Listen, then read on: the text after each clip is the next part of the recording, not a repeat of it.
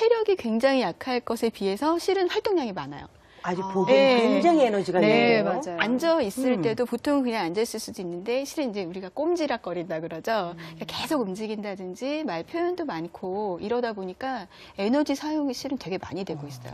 그래서 이제 이런 어떤 과제가 주어진 상황에서는 이제 그래도 집중할 수 있는 능력을 발휘하면 훨씬 효율적이 되는데 이제 나이가 들면서 더 요구되는 능력이겠죠. 특히 학교에 가면 이제 학습을 해야 되잖아요. 근데 약간 산만하게 그런 성향이 좀 드러날 수 있을 것 같아요. 그래서 그런 모습들이 어머님도 느끼시기에 얘가 좀 이렇게 행동이 많을까, 내가 좀 통제하기 어렵다, 좀 부산하다 이렇게 느끼실 수 있을 것 같아서. 근데 이제 이런 특징은 제가 말씀드린 그 어떤 대근육, 소근육이 이게 협응이 좀 이렇게 버겁다든지 아니면 좀 산만해질 수 있는 거는 이제 우리 좀 작게 태어난 아이들, 미숙아들이 겪을 수 있는 예상되는 어려움 중에 들어 있어요. 근데 이제 그런 것들이 우리가 예상할 수 있고 지금 드러난다면은 관심을 가지고 더 도와주고 격려하면 좋을 것 같아요. 그렇게 하면 뭐 좀 작게 태어난 아이들도 얼마든지 튼튼하게 태어난 아이들처럼 될 수 있는 거죠? 그럼요. 지금 이제 못하는 게 아니라 이제 그것을 본인이 조금 더 꺼려한다는 거잖아요. 왜냐하면 내가 말 잘하는 것에 비해서는 만드는 건 좀 내가 잘 못할 것 같은데 이런 느낌이 상대적으로 드는 거거든요.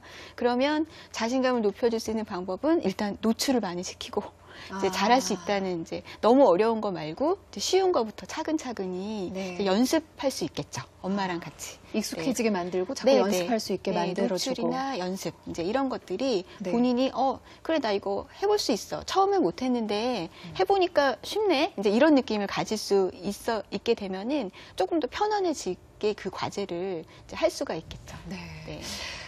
그리고 이제 항상 제가 이 부모를 진행하면서 굉장히 궁금하게 느꼈던 게 그래서 언젠가 한번 여쭤봐야지 했었던 게 뭐냐면 칭찬이에요. 그러니까 오늘 하은이하고도 관련돼서 그러니까 우리는 그냥 상식적으로는 칭찬을 많이 칭찬의 폭포를 쏟아 부어주면 아이가 정말 자존감 높은 아이로 클 것 같은데 그렇지 않다. 그게 오히려 양육 태도의 문제일 수 있다라는 지적을 해주셨는데 그 부분 좀 자세히 좀 설명을 해주세요. 그러게요. 칭찬이라는 게 참 약이 될 수도 있고 어떻게 보면은 또 역효과를 낼 수도 있는데요.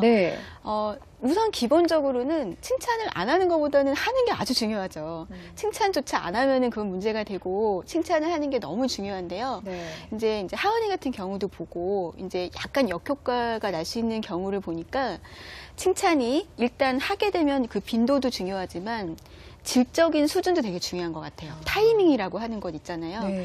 예를 들어 매번 그러니까 100번 아이가 행동을 할 때 100번 다 칭찬해주면은 으쓱으쓱 하기도 하지만 별로 첫 번째 칭찬받을 때는 굉장히 강도가 100이지만 나중에 100번째 칭찬받을 때는 원래 저렇게 말하는 건가 보다 이런 식으로 약간 그 효과가 약해질 수가 있거든요.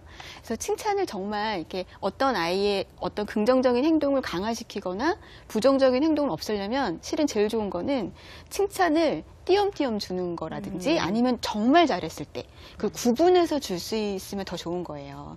그러니까 아이가 100번 행동을 하면 그중에 10번은 아주 잘했을 거고 한 7, 80번은 보통으로 했을 수도 있고 10번은 실수를 했을 수도 있잖아요. 그럼 강도를 다르게 할 수도 있잖아요. 그러면 아이 입장에서도 배울 수가 있어요. 엄마의 피드백을 보고 칭찬을 보고 내가 이거는 정말 열심히 잘한 거구나. 이거는 조금 더 할 수도 있겠구나. 이런 식으로 자기의 어떤 행동 수행 수준에 대해서도 또 구분을 할 수가 있거든요. 어떻게 보면 하은이 같은 경우는 일단 사는 게 중요했기 때문에 생존이 너무 중요했기 때문에 뭐 할머니, 할아버지, 엄마, 아빠 무조건 다 그냥 오냐오냐 하셨을 거예요. 지적할 수가 없잖아요. 그 상황에서. 그러다 보면 하은이가 당연히 그게 칭찬이라고 느꼈을 거라기보다는 그냥 당연한 걸로 받아들였을 수도 있어요.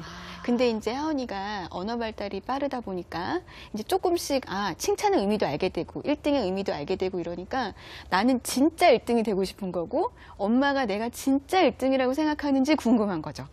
그냥 엄마가 하는 근데 구태연한 말이 아니고 이제 이렇게 되는 것 같아요. 하은이가 워낙 또 똑똑하다 보니까 그래서 어떨 때는 엄마 칭찬보다는 엄마 칭찬 너무 많이 받아봤어. 이거는 별로 이제 나한테 임팩트가 없잖아요.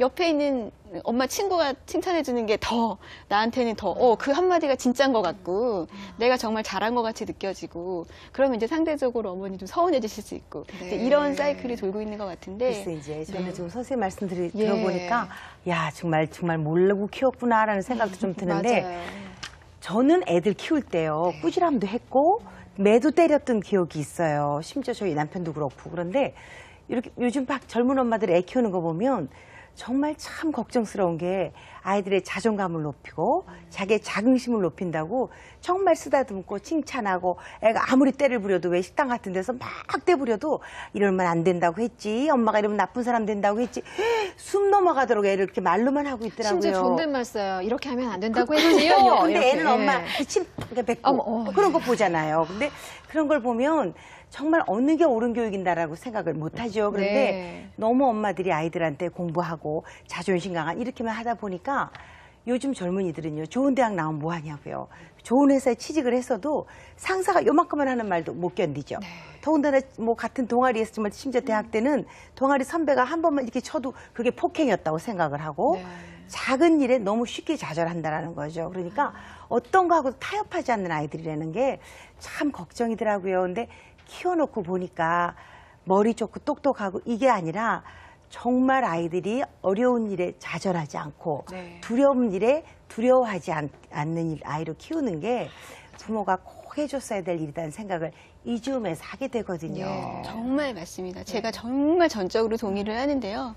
저는 정말 우리 부모로서 살아가면서 우리 어른 세대가 우리 자녀들한테 남겨줄 수 있는 거는 물론 뭐 재산도 있으면 좋겠지만 정말 중요한 게 지금 그런 실패나 어떤 좌절을 견딜 수 있는 마음, 그런 인내력이 사람을 살게 하고 발전시키는 것 같아요. 네.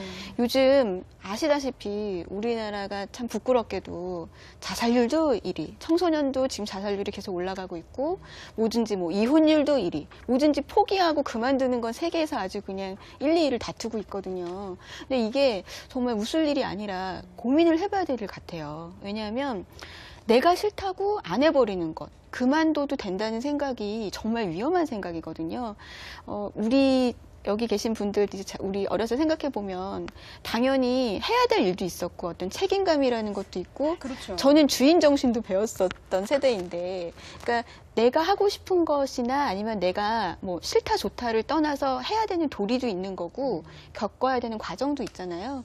요즘 애들은 그렇지 못하죠. 부모님도 실은 그렇게 가르쳐 주지 못하고 싫으면 하지 마 이러고 이제 그러다 보니까 이제 하기 싫은 거를 내팽개치고 이러다 보면 마치 흑백 논리처럼 뭐 아니면 도 1등 아니면 다 실패